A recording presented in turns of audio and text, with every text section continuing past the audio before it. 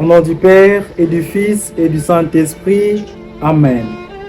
Chers frères et sœurs dans le Christ, Shalom. Aujourd'hui, nous célébrons le 4e dimanche du carême de l'année liturgique C. La première lecture est tirée du livre de Josué au chapitre 5, du 9e au 12e verset.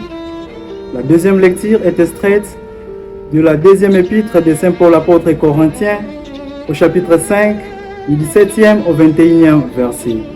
Et l'évangile de Jésus-Christ selon Saint Luc au chapitre 15, les 3 premiers versets, puis du 11e au 32e verset.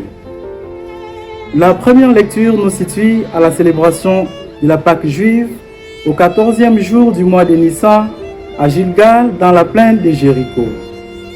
Mais avant cette fête, il y a un événement très important qui la prépare. C'est la circoncision à Gilgal faite par Josué aux Israélites qui naissaient au désert. En effet, tous les hommes circoncis qui n'étaient pas capables de porter les armes étaient morts dans le désert après la sortie d'Égypte. À cause de leur désobéissance à Dieu, Yahvé leur avait juré de ne pas voir la terre promise. Et comme ils étaient tous morts, il ordonna à Josué de circoncire cette nouvelle génération en signe de réconciliation pour renouer l'amitié avec son peuple. Nous savons que dans l'Ancien Testament, Yahvé a conclu des alliances avec son peuple et les a sans cesse renouvelées. Ainsi, nous avons l'alliance adamique, l'alliance noachide, l'alliance abrahamique d'où nous vient la circoncision et l'alliance mosaïque qui contient la loi. Ces alliances sont une expression de la proximité et de l'amour de Dieu envers son peuple. C'est pour cela qu'il recommande à Josué de circoncire les Israélites qui se préparaient à fêter la Pâque. Car cette circoncision les dispose à bien la célébrer. C'est pourquoi le Seigneur leur dit à travers Josué: « Aujourd'hui, j'ai roulé loin de vous les déshonneurs d'Égypte. » Et il leur rassure: « Ne vous souvenez plus des éléments anciens, ne vous souvenez plus des événements anciens, ne pensez plus aux choses passées. Voici que je vais faire une chose nouvelle, déjà elle pointe. Je mettrai dans le désert un chemin et dans la steppe des fleuves. » Si la circoncision était un signe d'alliance avec Yahvé, eh bien dans la deuxième lecture, le Christ Jésus nous introduit à la réconciliation et c'est en lui que nous sommes justifiés par ses souffrances et sa mort pour nous. Il est celui dont le prophète Isaïe a dit: « Le juste, mon serviteur, justifiera les multitudes en s'accablant lui-même de leurs fautes. » Ainsi, Saint Paul nous supplie de nous laisser réconcilier avec Dieu. Car très souvent, nous brisons nous aussi notre amitié avec Dieu quand nous commettons des péchés. Dans l'Évangile, pour élucider la profondeur et la nécessité de la réconciliation, Jésus nous propose la parabole de l'enfant prodigue et qui manifeste la riche miséricorde de Dieu. À travers ce passage, le Christ nous invite à nous réconcilier avec Dieu. Mais comment y parvenir? Le prophète Jérémie nous donne alors la voie. Reconnais seulement ta faute, tu t'es révolté contre Yahvé ton Dieu, tu as couru en tous sens vers les étrangers et vous n'avez pas écouté ma voix.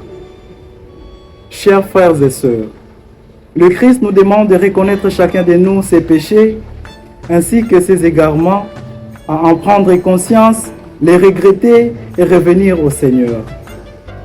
Quelquefois, nous pouvons nous demander comment revenir au Seigneur. Eh bien, que le méchant abandonne sa vie et l'homme criminel ses pensées, qu'il revienne à Yahvé qui aura pitié de lui, à notre Dieu car il est riche en pardon, nous précise le prophète Isaïe. À l'exemple de l'enfant prodigue, cela demande une ferme résolution de repartir vers le Père et confesser ses péchés. Ainsi, nous devons tourner nos regards vers Dieu et œuvrer pour le bien tout en réduisant les occasions de chute. Comme ce fils cadet qui a décidé que je vais partir, aller vers mon Père et lui dirai: j'ai péché contre le ciel et contre toi, je ne mérite plus d'être appelé ton fils. Traite-moi comme l'un de tes mercenaires.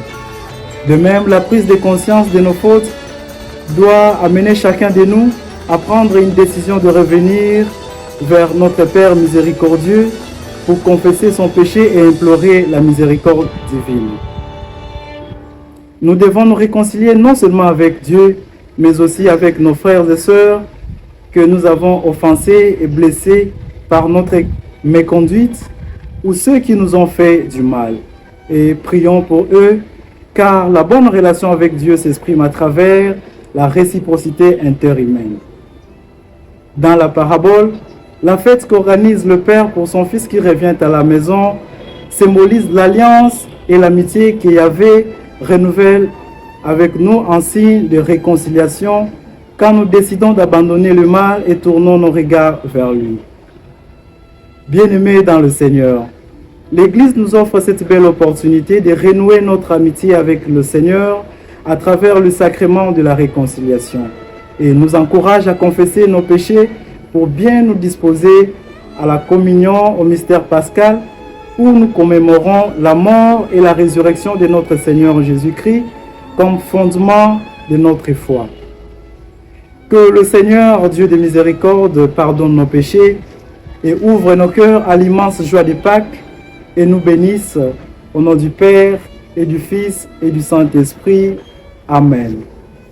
Bon dimanche.